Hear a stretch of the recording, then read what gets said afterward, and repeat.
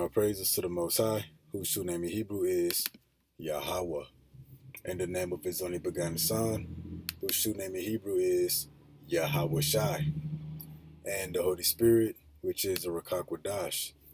Double honors to the elders and apostles by the Holy Spirit, who taught us his truth. Honors to the brothers, making their bodies a living sacrifice to push the gospel. Peace and blessings to the hopeful elect, which is 1/3 of the Negroes, Latinos, Native Americans, and Seminole Indians, which make up the children of Israel, who are going to receive salvation, while the others be destroyed. 1/3 of these people that will be saved will be seeking the Most High right now, while he may be found. So we back with another lesson through the power and spirit of Yahweh Bahashem Yahweh Shai. This lesson is going to be titled, Knowing the Past is Cool, but Knowing the Future Will Save You. Knowing the past is cool, but knowing the future will save you. And I've done lessons in the past concerning those who would know the future. Those who would know the future will eventually be rewarded and receive salvation. Now the thing is, the world and the people is jacked up. And now everybody is looking for a way to fix this place up. So a lot of people think they know what the world needs. A lot of people got a lot of ideas. And these people come from all kind of different backgrounds. They philosophers, physicians, scientists, dietitians, historians, archaeologists, psychologists, or just people with a bunch of life experience. Everybody think they know what the world needs. Everybody think they know what the people needs. But the truth is, don't none of these people know what's really going on. These people are clueless. They do not know what's going on. Because first and foremost, America's future is already written. It's going to be destroyed by nuclear fire. So if your ideas on how to make the world and the people a better place doesn't include the nuclear destruction, you lost, you out of there. Because there's nothing else outside of the nuclear destruction that can fix this place up. America and other parts of the world must be destroyed for there to be better life in the earth. So again, America must be destroyed. And that's beyond the comprehension of the people. That's too far above their thinking. And these people with these different backgrounds and these different walks of life, you know, they bring up all kind of evidence, research paper, articles, data, trends, historical facts, remedies, things that worked in the past. But the key word, they worked in the past. And they try to bring the things of the past to make a better future. But that's going to fail.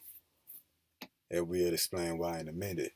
Also, too, is those people, they may not be so knowledgeable in understanding of the past, but they're knowledgeable in understanding of the present, meaning why everything is effed up now.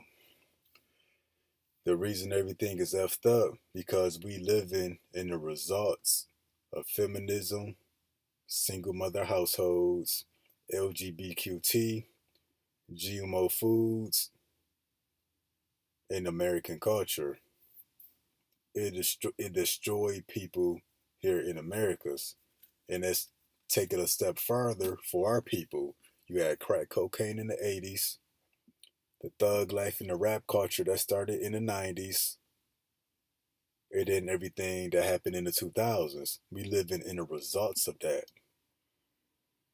And people think that this can actually be fixed up. It took decades, 10, 20, 30, 40, 50 years for us to reach this point that we at now. So if it took decades for us to be destroyed, it would take many, many, many more decades to actually fix up and repair everything and repair everybody. And people think that having a new president is going to solve something. They think having new politicians, a new government, new policies is going to fix this place up. America and the people, you can't fix that up overnight. You can't fix that up even over a few years. So what a new president and new policies going to do? Even 10, 20 years, it wouldn't work. And the thing is, if you try to fix the now and you had the time, money, and resources, it would take a long time. And then while you will be fixing this stuff, already existing problems are going to worsen. And then new problems are going to arise. And that's the thing. You see a lot of people that got a lot of ideas on how to fix this place up. And they talk about the past, what worked in the past. We need to bring what we did 20 years ago, 50 years ago, 100 years ago. We need to bring that stuff back for the now. And what we need to do now is this, and that. But that's all going to fail. So again, knowing the past is cool, but knowing the future will save you. And you can learn a lot about the past. The past is interesting. Sakari talk about a lot of the past, but that's all in vain. Because once you find out you were Israelite, you immediately need to start focusing on the future. Being knowledgeable and super understanding of the past, even the present, is not going to save you. But knowing the future will save you. So let's start here. Proverbs 29 and 18. Where there is no vision, the people perish. But he that keepeth the law, happy is he. So we living in a time now where the people have no vision. And let's get this word vision in the Blue Letter Bible. Vision. It reads oracle, prophecy, divine communication, vision as title of book of prophecy. So vision in this sense goes into prophecy. And see, the thing is, the people in their different backgrounds, in their different ideas of how to make the world a better place in the future, they have a vision. But that vision is not from a divine source. There's no vision of prophecy. The people got their own vain vision and their own vain imaginations. So it's the equivalent of no vision. Because you could take this word vision and replace it with prophecy, really. Where there is no prophecy, the people perish. And the thing is, prophecy is out now. But everybody looking past it. Ain't nobody taking heed to it. Everybody trying to get around it. So it's the equivalent of them having no vision, no prophecy. And we're going to show in the scriptures that when the people had no vision or had no prophecy, they all paid for it. They died. But through those who had a vision of divine source, those who had prophecy, hey, they stayed alive. Again, where there is no vision, the people perish. And we living in the times where the people have no vision. Nobody got a clue. Can't nobody see what's going on. Yeah, it sounds like a real good idea to get a new president in office. It sounds like a real good idea to get you some land and start growing your food. It sounds like a real good idea to start homeschooling your children. That's a vision to you, but it's not of divine origin. It's not from above. And because your vision is not from above, it's going to be a thing of no effect. It's going to get you nowhere, but you're going to be destroyed. You're going to perish. He that keepeth the law, happy is he. This goes beyond the commandments. Now, we're going to get this word law in the Blue Letter Bible. Check this out. Strong's H, 8451, Torah, Torah. You know the word Torah.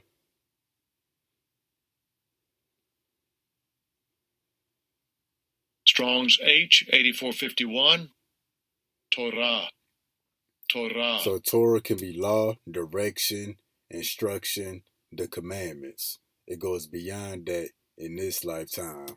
So let's go down. So this word law, which would be Torah in Hebrew, it can also be body of prophetic teaching. So you can also take this word law and replace it with body of prophetic teachings or prophecy. But he that keepeth prophecy, happy is he. And we're going to show an example in the scriptures in which when the man was given a certain prophecy, a certain vision of the future, he kept that vision.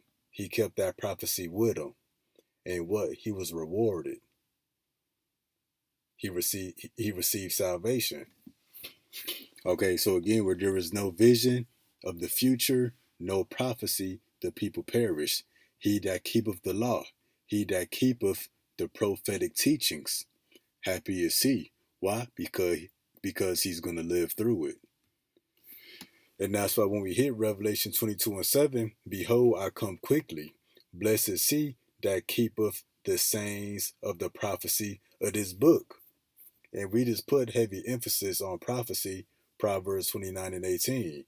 And this is furthermore emphasized in prophecy. It says, blessed is he that keep the sayings of the prophecy of this book. Not blessed is he who keep the sayings of the past. Talking about this is what we did 20 years ago, 50 years ago, 90 years ago. We need to go back to the old ways. We need to go back to what our grandparents and our great grandparents was doing. No, blessed is he who keep the sayings of the prophecy of this book. Not he who keep the things of the past. Because if you operate just based off things of the past, you could be blinded from the future. And we gonna come back to that idea. So blessed is he who keepeth the sayings of the prophecy of this book. Blessed is he who keep the vision of the future, which is written in this book. Okay, so from here, I believe we're gonna go to the book of Hebrews 11:7. By faith, Noah, being warned of the Most High, of things not seen as yet, moved with fear. So yeah, Noah was warned of things not seen as of yet. But what? He was moved with fear. Prepared an ark to the saving of his house, by the which he condemned the world and became heir of the righteousness which is by faith. So Noah was warned of things not seen as of yet. So he was warned, meaning what? He was given a vision of the future. And it says what? He moved with fear. So what? He kept the law. He kept the prophetic teachings. He kept the vision of prophecy. Happy is he. Why? Because he ended up on the ark when everybody else drowned in the flood. So Noah received the vision of the future. He received the prophecy of divine origin. And it wasn't based off past experience. It wasn't based off the wisdom of the world. It was beyond human comprehension. So Noah received a vision of the future. He received a prophecy, and he kept that prophecy while everybody else perished. Back to Hebrews 11:7, it reads, prepared an ark to the saving of his house. Why? Because he kept the sayings of prophecy. He kept the vision of the future that was given by the Most High. But it says, blessed is he who keep the vision of the future. Blessed is he who keep prophecy. Why was Noah blessed? Because he ended up on that ark when everybody else drowned in the flood. And it says, by this which he condemned the world and became heir of the righteousness which is by faith. So what condemned the old world? That they didn't have a vision. And what the Lord say, where there is no vision, where there is no future vision or prophecy, the people perish. And it's not that they didn't hear of the vision. It's not like Noah didn't warn them. Noah was warned, and best believe he prophesied and ministered and warned others. But they didn't receive the vision. They didn't believe. They disregarded Noah. And we're going to show in a minute, but they was pretty much blinded by the past. But them being blinded by the past and operated and went into the future based off of past knowledge, that condemned them. And we see the same thing taking place today. When we tell people the nuclear destruction, they say it's not possible. You know, America got this nuclear defense system. They got this, and that. But everything they say America got is based off the past. It is past information, past data. But let's continue. Matthew 24:37. But as the days of Noah were, so shall also the coming of the Son of Man be. For as in the days that were before the flood, they were eating and drinking, marrying and giving in marriage, until the day that Noah entered into the ark. It says, and knew not until the flood came and took them all away. And it's not that they didn't know. It's not that they didn't hear. It's that they didn't believe. And really, when you go into it, it was beyond their comprehension. And when Noah was telling them it was going to rain, they was telling Noah, it's never rained before in the history of earth. Because back then, how the Lord watered the earth was the mist came up from the ground. So the water always came from below. It never came from above. But we're going to get more into that. And knew not until the flood came and took them all away. So shall also the coming of the Son of Man be. So these people not going to know until the lake of fire come, the nuclear destruction come, and take them all away. They not going to know, believe, till that happen.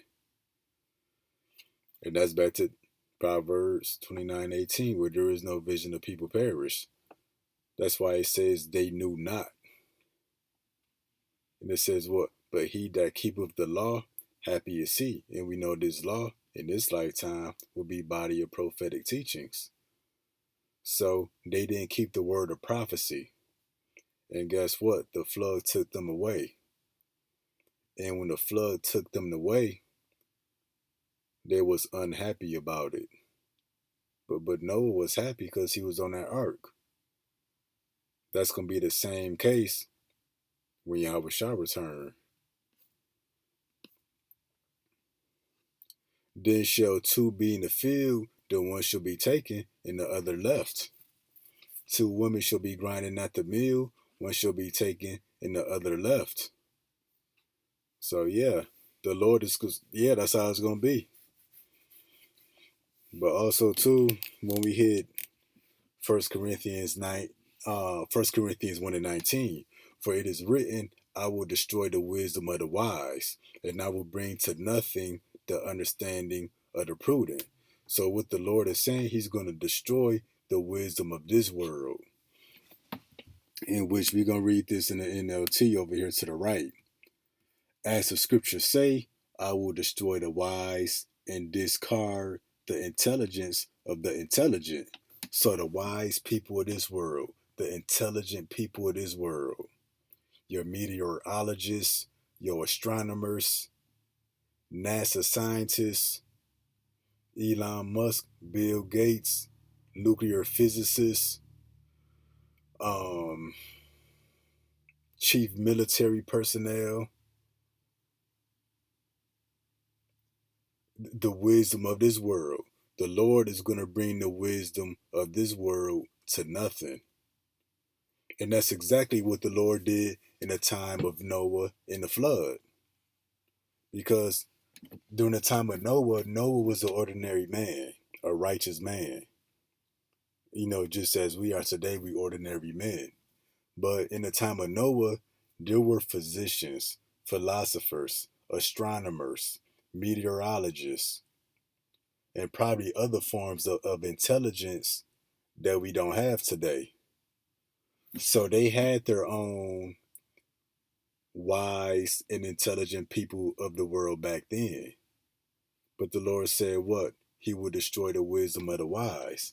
And the wisdom of the world at that time, the intelligence of the world before the flood, they all told Noah, Noah, it's impossible to rain.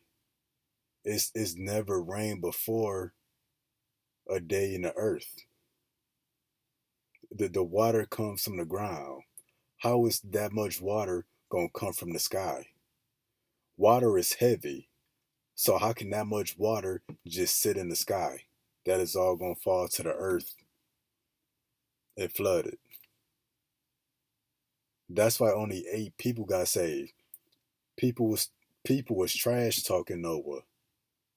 Everybody was debating him, calling him crazy. Noah, that's impossible. They don't make no sense. Noah, are you stupid? Noah, read the science books. Read the textbooks. It's impossible. And see, their reasoning was based off the past. They were saying, you know, because it never rained a day in the past, that it can never rain at all. But that's an example of people, when you blinded by when you so focused on the past, that could blind you from the future. That's why the lesson is titled, knowing the past is cool, but knowing the future will save you. And what it was, the people was blinded from the past. That's probably telling Noah, Noah, you tired, you need a break. They thought Noah was bugging out. They thought he was on drugs. They thought he was crazy. People probably stopped dealing with him, especially when he got to building that ark. But again, the Lord said he would destroy the wisdom of the wise. Then when we go down, where is the wise? Where is the scribe? Where is the disputer of this world? Have not the Most High made foolish the wisdom of this world? Yeah, and that's reading NLT. So where does this leave the philosophers, the scholars, in the world's brilliant debaters? God has made the wisdom of this world look foolish. So yeah, in the time of Noah, there were philosophers, scholars, brilliant debaters. The world made them look foolish. Because as wise and intelligent as they were for their times, Noah, being an ordinary man, Noah outsmarted them. So who truly was the smartest one in the time of Noah? Was it the philosophers and the scholars and the brilliant debaters and the people that had mansions and tons of wealth and resources back then? Who was the smartest ones? Was it them or Noah? Well, the smartest one is going to survive. And Noah proved to be the smartest, although he was an ordinary man. And that's going to be the case in this lifetime. You know, we deal with these philosophers and scholars and brilliant debaters. And what did the scripture say? Back to Matthew 24:37. But as the days of Noah were, so shall the coming also of the Son of Man be. So before the flood, there was a great debate. Everybody was coming up against Noah in the vision of the future, the prophecy that he had. Noah is impossible for this reason. They had formulas written on a chalkboard. They had different tools and instruments to measure the water coming out of the earth, probably to measure the level of humidity at ground level and higher up in the atmosphere. They had all kind of stuff. But the Lord made the wisdom of the world in the time of Noah look foolish, because all the wisdom they had, but they couldn't survive the flood. They couldn't survive the rain. And that's gonna be the case now. You got all kind of astronomers, nuclear physicists, astrophysicists, NASA scientists, just all kind of wise, intelligent people today, based off the wisdom of this world. But guess what? If they so smart, why can't they save their life? If they so smart, why can't they see the nuclear destruction? So yeah, knowing the past is cool, but knowing the future will save you.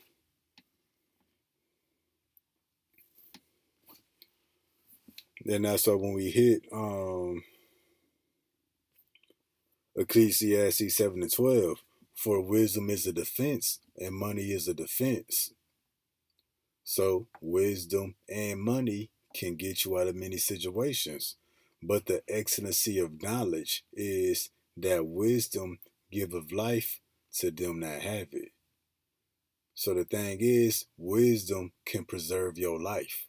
Wisdom can save your life. Money can't buy you out of everything. All the money that the philosophers and the scholars and the brilliant debaters had in the time of the flood, they couldn't buy themselves a ticket for that ark. They couldn't buy a room on that ark. That's gonna be the case with the nuclear destruction. You know, the people, all their money, all their resources. When that nuclear destruction happened, that's it. But even the people who go into their underground bunkers, who go into their underwater bunkers, who go into their outer space bunkers, all that money, all that knowledge, so-called intelligence, it still ain't gonna save them. And this is not just any knowledge that give life. This will be knowledge of the future.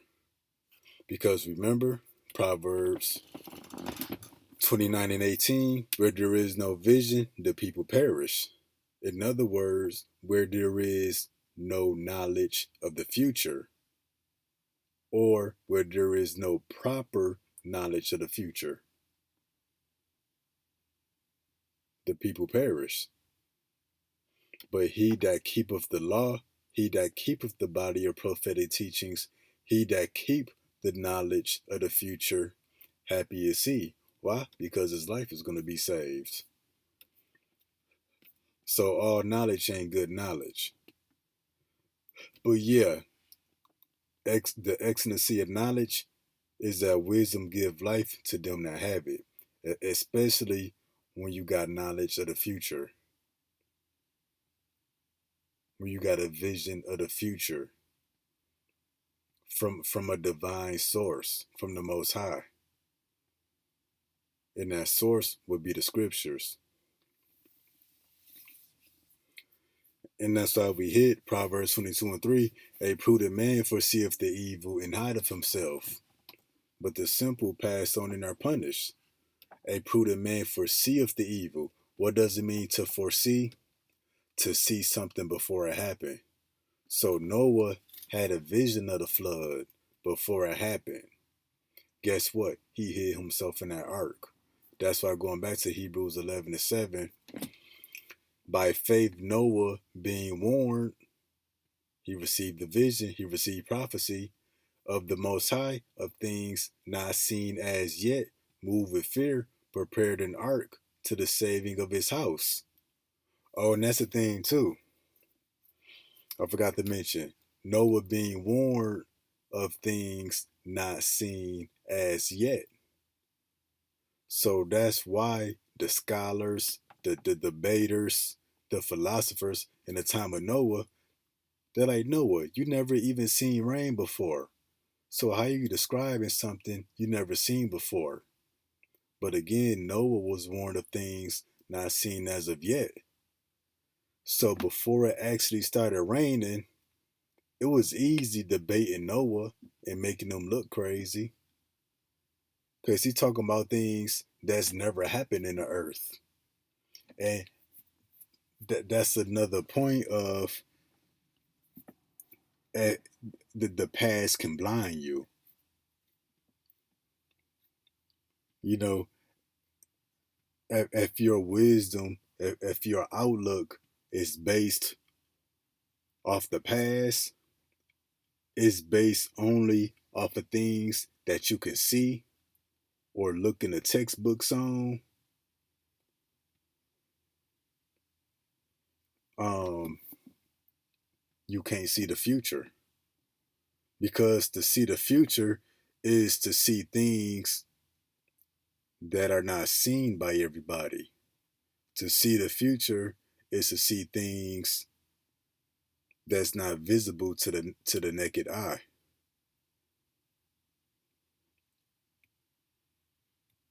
And what Noah saw wasn't visible by everybody else. So Noah was warned of things not seen as of yet. He was warned about things of the future. He was warned, given a certain information about things the world has never seen before. So this is an example of, if you just look into the past, if you just looking at the future, the here and now, what's in the textbooks, what's in the records, you stuck on the past, you're going to be blinded to the future.